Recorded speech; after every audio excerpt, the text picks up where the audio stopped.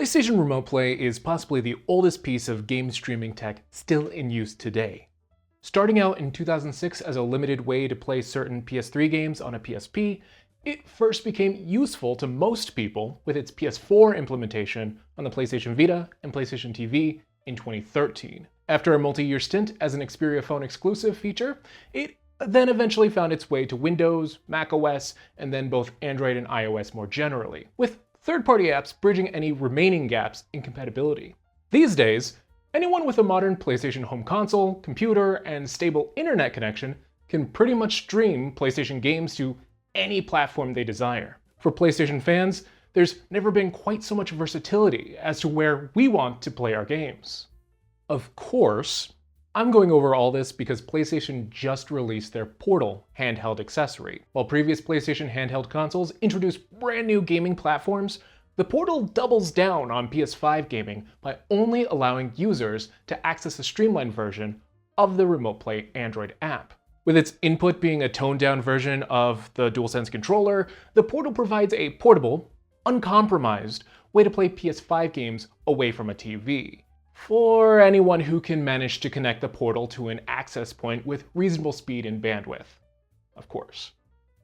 During my own review, and with my own wireless setups, I found it to be a phenomenal way to access my PS5 library, both over Wi-Fi and 5G here in Chicago. In many ways, a dedicated handheld like the Portal is the pinnacle of the streaming tech PlayStation's been developing since the PSP, and a potential indicator of what a streaming-based future might look like. But considering the Portal can only stream PS5 games and costs $200, is it actually the best portable PlayStation streaming solution available? Or does the Remote Play app on smartphones make it redundant to all but the biggest PlayStation fans? To find out for myself, I put down my Portal for a bit and started streaming on my Galaxy S20 Plus to see if it could scratch my streaming itch the same way the Portal has. Starting out simple, streaming games to my smartphone has about the same quality as streaming games to my Portal. Occasionally, I have experienced relatively more streaming hiccups through the official app on the S20 Plus compared to my Portal, but the difference is maybe one quick frame skip every hour or so instead of every couple hours on my home network. It's not substantially different, nor is it a deal breaker by any stretch. In general, Remote Play in 2023 works quite well as long as you have good internet. If you'd like to see how I've gone through connecting my devices, I made a whole video describing my process. Go check it out. Given a solid network foundation and reasonable expectations, any modern device will be able to stream games from a PS5 with about the same stream quality as a PlayStation Portal. If your only goal is to stream games at all, it's not difficult to accomplish. But for my S20 Plus to be a solid choice over the Portal, it has to offer a gaming experience that's at least as comfortable as the Portal, while also offering the same variety of features. Essentially, if I'm choosing to pick the S20 Plus to play through a game on my PS5, I should be able to get past the fact that I'm streaming to another device instead of playing on my PS5. Additionally, I shouldn't have to sacrifice any gameplay features beyond resolution compared to playing on my TV. That's what the Portal offers, and what I need to convince me that a smartphone is a better option. And there's immediately one obvious hitch: screen size. Even though the S20 Plus technically has a higher quality, better resolution AMOLED display, it's completely dwarfed by the Portal's 8-inch LCD, which also looks pretty good even in direct sunlight. Generally speaking, bigger tends to be better for streaming PS5 games. That's not necessarily due to bigger screens inherently being higher quality, but just the fact that most PS5 games are designed to be played on large televisions, not small pocket computers. While gameplay can look good on a small display, text and UI elements become a lot more difficult to read. For many games, this might mean messing with UI scaling a bit to get everything just right. But it's more effort overall and bound to consume more of the phone's limited screen real estate. There's also the aspect ratio factor. PS5's output at a 16:9 video signal, but the S20 Plus is much wider. With its 20:9 aspect ratio, there are black bars surrounding the video feed at all times. During gameplay, I'm able to focus in and ignore it, but it's still a lot of wasted screen space, combined with a small video feed, and in practice, it's just not quite as comfortable as the Portal. But at least the S20 Plus has one undeniable benefit over the Portal: the ability to use and swap in different controllers to play games. That simple detail helps with both controller longevity and customizability. If I ever get tired of a DualSense controller, it gives me some leeway to use something else. Unfortunately, the official Remote Play app hampers that benefit quite a bit. Only a few PlayStation sanctioned controllers are actually supported here. Those are the Backbone 1, DualShock 4, and DualSense controllers. I've seen a lot of folks gravitate toward the Backbone solely because it makes a smartphone look like a gaming handheld. I'm a huge fan of clip-on controllers myself for their convenience, but their control schemes are generally a bit more cramped compared to a full-size DualSense controller. In general, it's a value judgment on whether folks would rather have a more compact controller or full-sized controls. Personally, I tended to opt for the full-size controller with a phone clip here just to get a bit closer to the Portal's feel. And honestly, with the DualSense attached, gameplay does feel solid. Given that the controller is identical to the Portal's, it pretty much feels the same from an input standpoint. The only hassle is that it's a bit more clunky, a bit more top-heavy. Over a couple hours of play, my hands start to cramp a bit. I probably wouldn't want to play a full game like this, but it feels fine for quick play sessions, and hypothetically, I could reduce the clunkiness by buying a Backbone in the future if I wanted. Unfortunately, even looking past those compromises, there's a key aspect missing to this experience. Currently, on Android, even with a DualSense controller connected via USB, there are no detailed haptics or adaptive triggers. I can imagine some folks not caring too much about those omissions, but it really does limit the overall experience. Just this past week, I played through the entirety of Ratchet & Clank Rift Apart on my Portal for the review video. The haptics were key to the game feeling immersive, while characters interact with different environments or make different actions. Meanwhile, the adaptive triggers added a bit of weight and resistance to using different weapons. For example, with the blast pistol, the triggers not only communicate rate of fire, but also provide feedback as to the specific firing mode I'm using at any given time. It's all very nuanced, useful tactile information throughout the main campaign. Yet, with Remote Play on Android, the experience feels completely flat. The app has no clue what to do with the DualSense's headlining features. I might as well be playing on an Xbox controller. Luckily, there's at least a halfway remedy for all this. Whenever talking about PlayStation streaming on Android these days, it's impossible to not eventually talk about the two main third-party apps out there, Chiaki and PS Play. Both apps have been developed to recreate the PlayStation Remote Play app with a ton of extra features. For anyone unsatisfied with the Remote Play app's performance or who want to fine-tune their streaming experience, these are essentially the options to go to first. Chiaki is open source and free to download. I've heard great things about it, but for right now, I am just going to mainly discuss PS Play, which is a $6 download on the Play Store, just so that this section of the video doesn't drag on forever. For my setup, PS Play is just as good as Remote Play. That is to say that Remote Play was already good, and this continues to be good, with a higher ceiling as to how good it can get. Taking one look at the stream settings makes it obvious that PS Play makes getting a good stream a lot easier than the Remote Play app.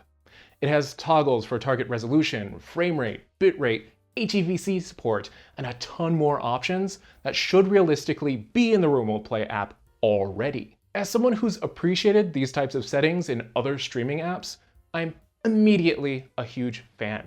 But the reason why I'm discussing it at all right now is due to its wider controller support.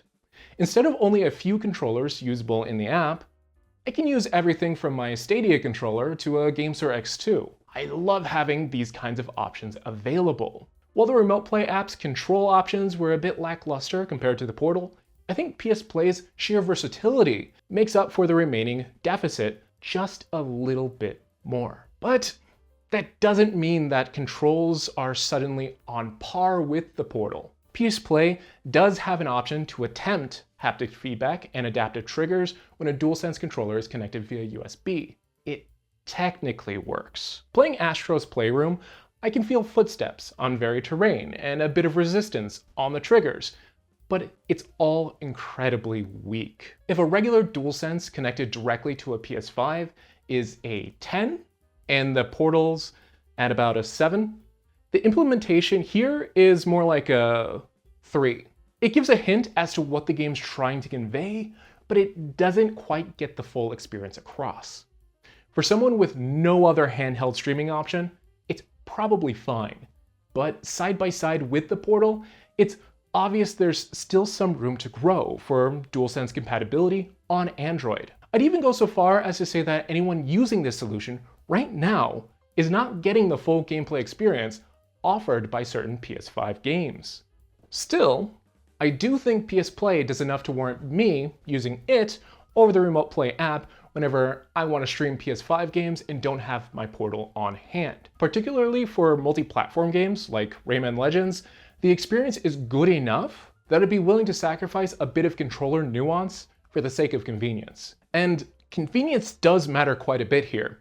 If I'm using the S20 Plus as my primary phone, it's going to continuously be in my pocket. As long as I throw a GameSir X2 in my backpack, I'm ready to stream wherever I am. Plus, there's also the more technical conveniences, like being able to connect to Wi-Fi hotspots with captive portals, having 5G access on device, and having the option for Bluetooth headphones, all of which aren't available on the Portal. However, it's not really a cut and dry win here either. With an S20 Plus and a clip-on controller, they're compact. Their controls also don't feel as comfortable as the Portal though. Plus, the Portal may have issues with Wi-Fi and 5G by itself, but that doesn't really matter if I have a smartphone on me anyway, whose hotspot can either relay a Wi-Fi signal or tether a 5G connection. Not to mention, while Bluetooth headphones are useful, I wish the Portal allowed them, I actually prefer wired headphones most days. For someone like me, that means either not using a controller that will cover my USB-C port, or limiting myself to something like the $100 Backbone One, which has a 3.5mm headphone jack. Ultimately, no matter how I think about it, opting for a smartphone over a dedicated handheld feels like a question of how many features I'm willing to give up, rather than something that will provide the same experience as my Portal. And that kind of brings me to my final thoughts. Overall, the Portal is designed to be a device that's good for one single thing: streaming PS5 games. That limited scope is effective in being just about the best remote play experience available. Streaming on a smartphone is definitely a valid option, with its main benefit being that it's constantly on hand and easy to carry with me, even with its extra controller. But no matter how I look at it, it tends to be an overall degraded experience compared to a Portal. There's definitely another conversation to have about whether you, the consumer, are willing to pay $200 for the dedicated device with better overall experience. But putting that aside for now, I think it's worthwhile noting that the experience offered by the dedicated device is not the same experience as other handheld remote play options. And right now, using those other options does come at a disadvantage to overall gameplay experience. Those are my thoughts though. Now's when I ask for yours. Are you a Portal owner with personal experience you'd like to add to this conversation? Or are you an avid smartphone remote play user with a perspective you'd like to share? Let me know down in the comments. I'd be particularly interested to hear how well Chiaki plays with Android devices. I've read some mixed opinions overall compared to PS Play. Also, as always, if you found this video helpful or informative, go ahead and click the like button to let me know. Then be sure to get subscribed for more handheld videos in the future. Oh, also, it's not the focus of this video, but it is worth noting that devices like the Logitech G Cloud and Steam Deck also exist and can use either PS Play or Chiaki to be turned into remote play machines. The downsides there are that they are, of course, more expensive machines, and setting up Chiaki in particular is more cumbersome than setting up a Portal, and also both haptics and adaptive triggers are pretty much impossible to pull off with any of the handheld computers on the market right now.